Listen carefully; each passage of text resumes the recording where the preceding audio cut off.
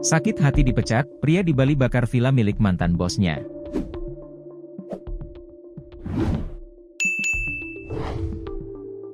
Sakit hati dipecat, pria bernama Effendi Lamba, 59, diduga melakukan pembakaran villa milik mantan bosnya di Kuta Selatan, Bali pada 18 Maret 2025. Atas perbuatannya tersebut, Effendi Lamba ditangkap oleh jajaran unit Reskrim Polsek Kuta Selatan pada 27 Maret 2025 di tempat kerjanya yang baru. Kapolsek Kuta Selatan, AKP Ikomang Agus Darmayana, menjelaskan bahwa pelaku melakukan aksi pembakaran karena sakit hati setelah dipecat dari pekerjaannya.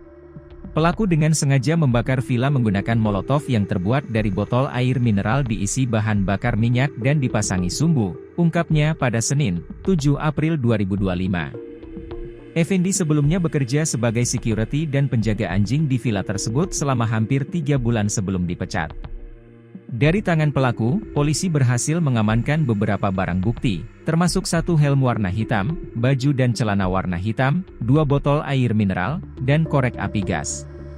Pelaku dijerat dengan pasal 187 KUHP yang mengatur tentang ancaman pidana bagi pelaku yang sengaja menimbulkan kebakaran, dengan ancaman hukuman maksimal 15 tahun penjara. Pengungkapan kasus ini dimulai dari laporan polisi nomor LPB 493/2025 SPKT Polsek Kuta Selatan. Tim Opsnal yang dipimpin Kanit Reskrim Ibtu M. Guru Firmansyah melakukan penyelidikan dengan memeriksa saksi dan rekaman CCTV di sekitar lokasi kejadian.